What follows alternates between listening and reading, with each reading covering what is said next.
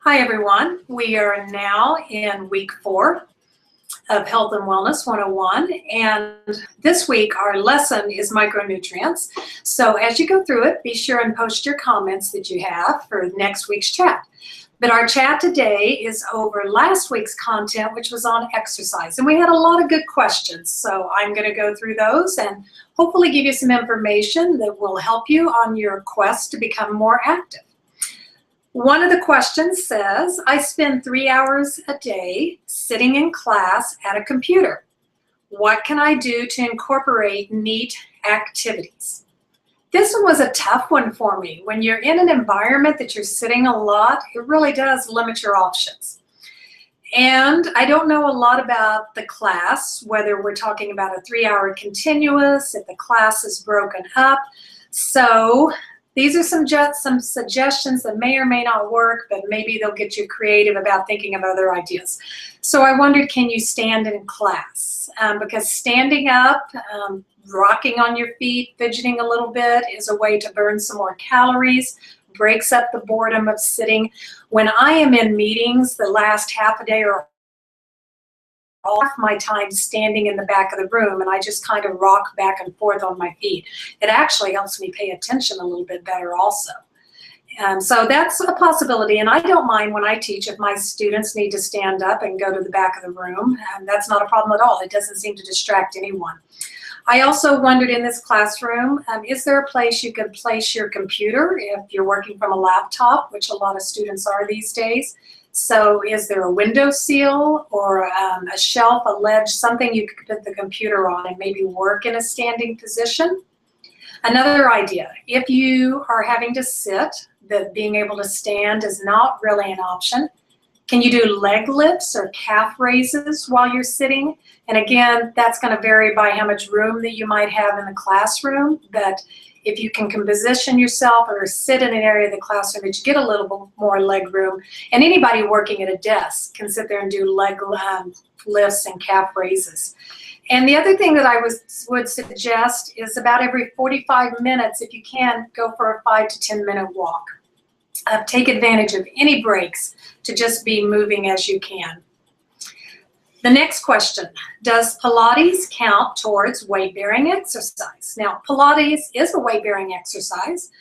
It helps strengthen the body, it aligns the skeleton, it helps with posture and balance, but you do want to include some other weight-bearing exercises that give you more impact on the bones, such as doing weights.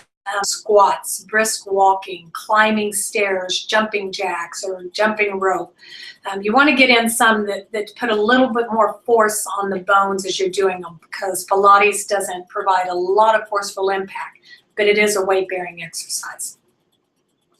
The next question is, how do I manage my carbohydrate and sugar cravings?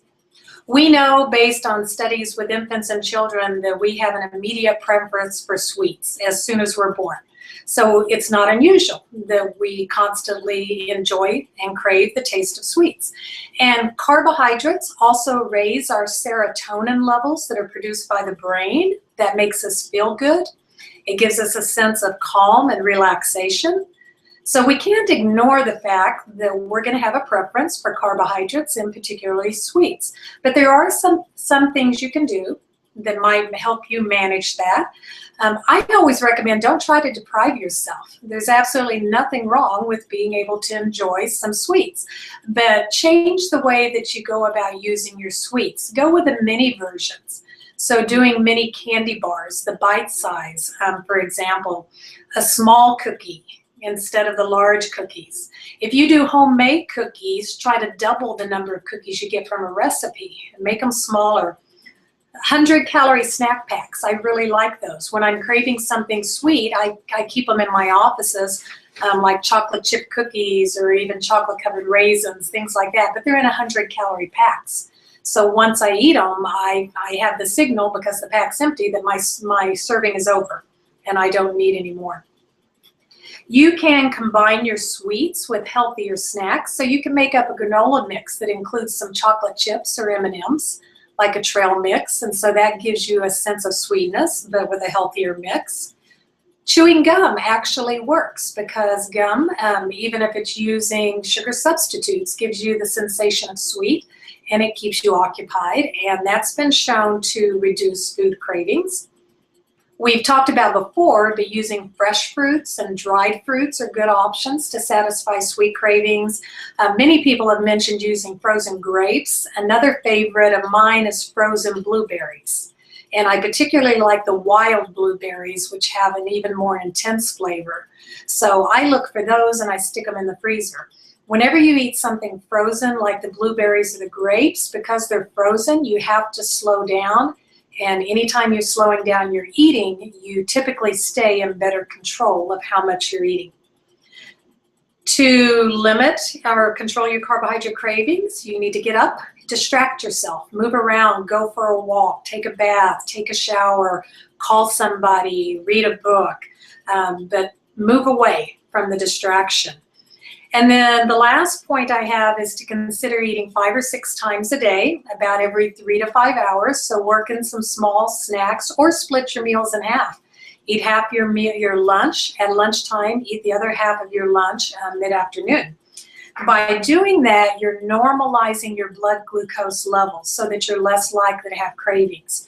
And you want to include some fat and some protein with your meals and snacks, because that's going to help you stay more satisfied where you're less likely to have the cravings.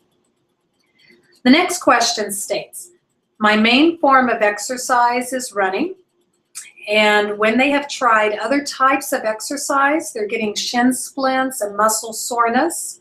A gym is not convenient, so what are some options for when the weather is bad? First, in addressing the shin splints, I would suggest make sure you are doing your pre-exercise stretches. You want to prepare the muscles for exercise and make sure you're stretching afterwards. That can go a long ways towards helping with shin splints. If you are trying other exercises like the elliptical or the exercise bike, oh, there's 2 of them scheduled. Okay. You can, if you're having muscle soreness when you try something new, am I using the wrong one? Okay. Okay. If you're having muscle soreness when you try a new exercise, that's actually expected. But as you're doing the exercise more on a regular basis, the muscle soreness should go away. So I would say if the muscle soreness and the shin splints are persisting after you've done the exercise more on a regular basis, you probably want to work with an exercise physiologist or a physical therapist to determine what is going on and why you continue to have the soreness. Some other things for indoor exercises, because this was asked by a few people. Consider exercise videos. You can download them from the internet. There are some posted on YouTube, which other students in the class have mentioned. I talked about last week, or it might have been the week before, that you can walk or jog in place indoors. And you can also do jumping rope. Jumping rope does give you more of a heavier impact. So be cautious with that if you have knees that might have arthritis in them, or ankles that tend to hurt, or even hips. But jumping rope is a great aerobic exercise that burns a lot of calories. The next question says, I'm exhausted from working 2 jobs. What can I do to get motivated to get up and move? And quite a few of you asked me about how to be motivated. So I have a fairly lengthy list, and I am hoping that you will find something on this list that you can use to help you get motivated. First of all, set small goals, such as I will walk in place for 15 minutes. Don't say I'm going to start out exercising 45 minutes, because if your goal is too lofty to begin with, then you're going to feel like you failed and it's hard to be motivated. So you set small goals and then you work on lengthening your time. Post your progress as you do it. Write it on a calendar, put it on a notebook, stick it on your mirror on a sticky note so that you can celebrate your progress and see the advancements that you're making. And if at some point you feel like you really didn't make any progress, by tracking it again, you can kind of reevaluate what was different this week, what might have interfered with my progress. Make a list of why your health is important to you. What are your long-term goals? What are your short-term goals? Do you want to do this so that you will have quality time with your family, so that you can go hiking with your kids or your parents or your siblings? Do you want to lose weight? Do you want to lower your risk for chronic disease, cancer? If you've had a history of cancer, being physically active reduces your risk for reoccurrence of cancer. Are you looking to reduce your stress level? Are you looking to sleep better? Do you want to have more energy? Make a list of why exercise would be important in your life. Post your list so that you can refer back to it and remind yourself why you're doing this. And then keep inspirational messages around.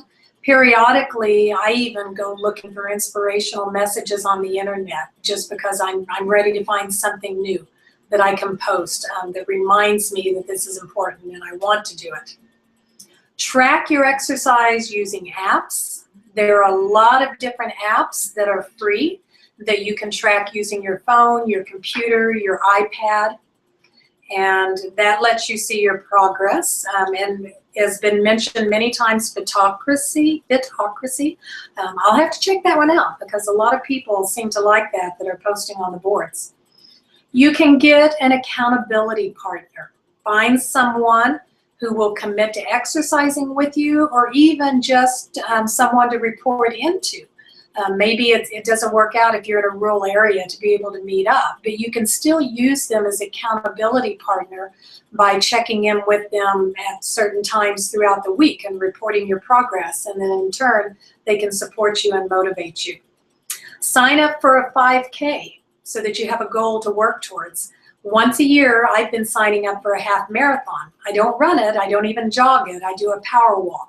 But when I sign up for a half marathon about 4 months in advance, I really start focusing on increasing the lengths of my walk, and I try to pick up the speed a little bit because that's my motivation. I paid money for this race and I don't want to come in last. I'm okay coming in second to last, but don't want to be last. So I start trying, working on increasing my time.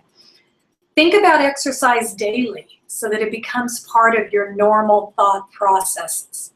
So look for things online to read about exercise. Post notes around your house that just say the word exercise. Make exercise a part of your daily thought process. The other thing you can do to remind yourself and make it part of your daily process is lay out your exercise clothes ahead of time. If you come home after working all day and you see your exercise clothes laid out on the couch or on your bed, that's a prompt that this is important, this is what I need to do. I've even gone to the extreme, because I am not a morning person, that I will sleep in my exercise clothes. Everything but shoes, so that when I wake up, all I have to do is put my shoes on.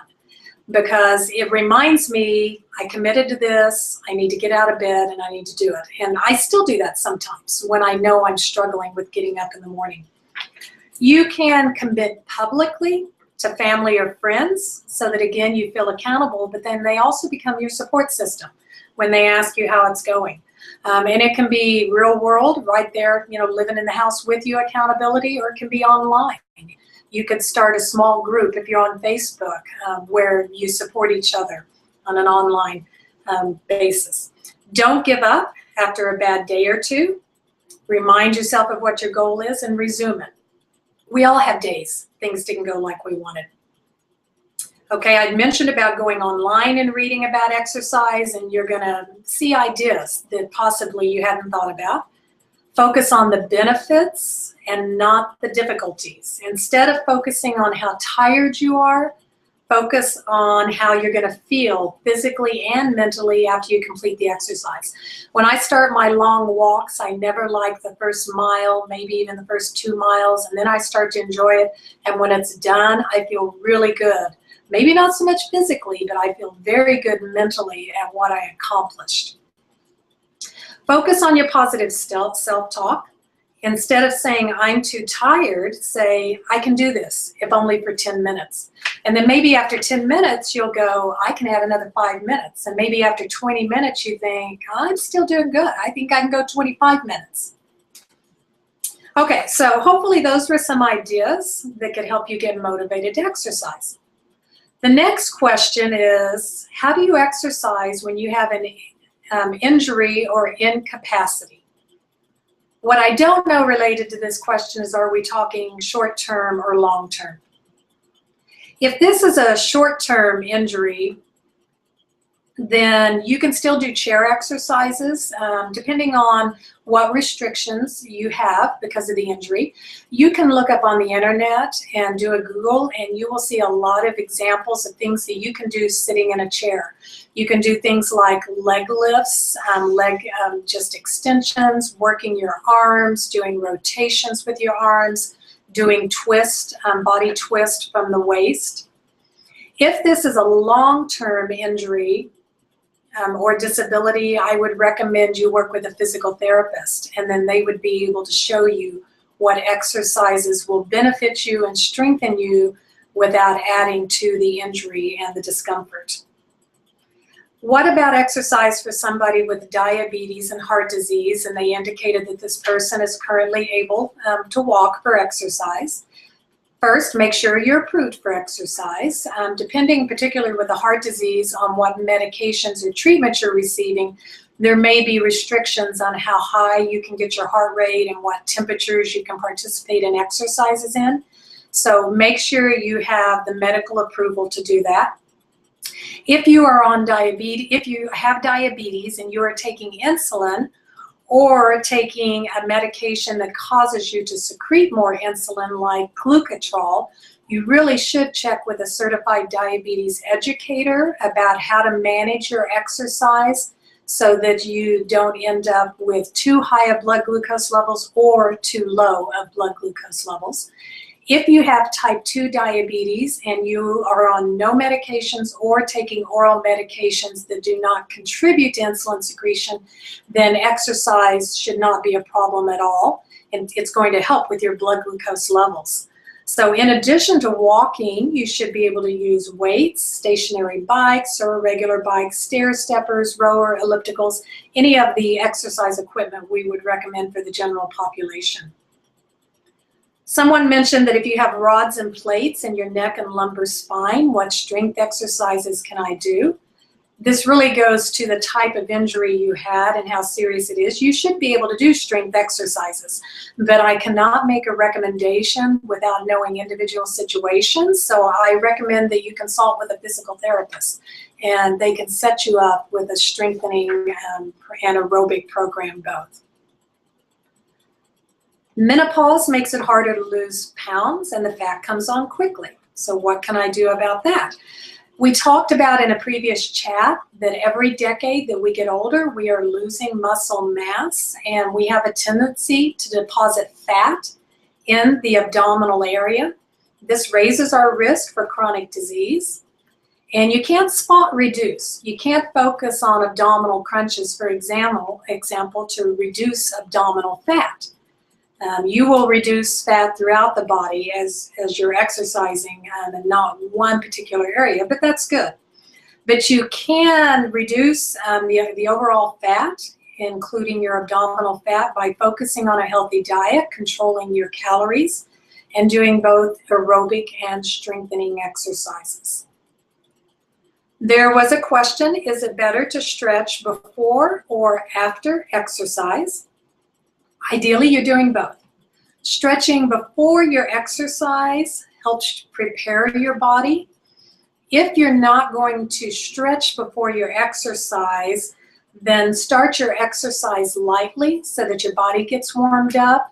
I will admit that when I do my walks, I don't stretch ahead of time because honestly, sometimes when I'm up at 5:30 in the morning, if I sat down on the floor and started stretching, I'd probably just lay over and fall asleep again. So I just go out and start walking. But my first 1/4 of a mile is a very light walk, a very easy pace, and I kind of do some leg kicks and butt kicks as I'm doing it to work the muscles. The most important stretching is what happens after the exercise, because stretching afterwards is crucial in preventing injuries associated with your exercise. When you've finished your exercise session, your muscles are warmed up, it is easier to stretch them. And so that between the two, pre and post, they're both important, but post-exercise stretches are the most critical. What about exercise for older adults? First, make sure it's okay for you to exercise, because as we get older, our risk for chronic diseases, injuries increases. And so if you're being treated for any conditions, you want to make sure you have your doctor's approval for it. Walking really is the safest exercise for anyone, particularly for older adults. If you are worried about balance and stability issues, then you can walk indoors, and you can use a chair for support also. Many older adults like to spend time in their garden, so that's a form of exercise. If you have a pet, taking them for walks. But basically, any exercise recommended for the adult population, as long as you are considered safe doing them, you should be able to do. You want to make sure as an older adult you're doing weight-bearing exercises, because we want to keep the bone mass as strong as we can, since we lose bone as we age. And doing exercises help you maintain good posture and good balance, so that if you were out on a sidewalk and you caught your toe in a crack and you stumbled, you're more likely to be able to regain your balance and prevent a fall. So it's very important that older adults continue with exercise programs. And you can also do strengthening programs. There are some you can find online that show strengthening programs for older adults using chairs, so that again, they also have the chair for extra stability and support. When training for endurance events, is there a different macronutrient blend that's recommended versus the average adult exercise? And yes, there is. Endurance athletes in particular need to have more protein, according to the research. And under the week 3 summary, I have listed some more resources for you related to exercise and nutrition. There are a lot of handouts covering a wide range of topics, so I encourage you to check that out. One of the resources, the title is Eat Right for Endurance. And they are stating that carbohydrates are the obvious source of energy for the body, especially for endurance activities, because they're easily digested, they're used quickly. So you want to make sure you're taking in the appropriate amount of carbohydrates. And on this handout, it will tell you, based on the type of training you're doing and what your body weight is, how many carbohydrates you should be taking in. It will also refer to protein as being important to build and repair muscles. And on this handout, they also refer to the type of training, and then again, based on your body weight, how much protein you should be taking in. So there is a different macronutrient blend for endurance athletes, and I encourage you to check that handout, to look it over, and you can make some estimates then of how much you should be taking in for both carbohydrates and protein based on your body weight. The last question says, is there any truth to eating protein within 30 minutes of working out? And yes, there is. We know that when we exercise, we are tearing down muscle fibers. And when the muscle fibers heal, they heal stronger. And that's how we get stronger, as we do exercise. But you want to do what you can to promote that muscle repair. And intake of protein within 30 to 60 minutes after a meal, actually 15 minutes to 60 minutes, I said after a meal, but I meant after exercise, does help repair the muscle tissue. It's recommended that your protein also contain carbohydrates, particularly if you've had an extended exercise session, because we want to replace the glycogen stores that were depleted during your exercise session. It doesn't take as much protein as a lot of people think. It actually only takes about 10 to 20 grams of protein in order to provide the amount needed that helps with muscle repair. So some examples of that, and it doesn't matter where the protein comes from: boiled eggs, Greek yogurt, chocolate milk is my favorite one, because when I come back, I'm thirsty. By adding the chocolate to it, even though it's a form of simple sugar, it tastes good, and adding the chocolate to the milk increases the carbohydrate content, which helps replace my glycogen stores.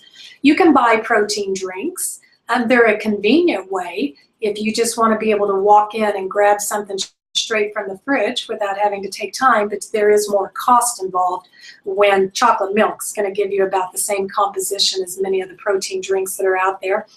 You can do high protein granola bars, again, providing you some carbohydrates, making a smoothie with fruits and with yogurt, or you could even eat a small sandwich if you're feeling particularly hungry.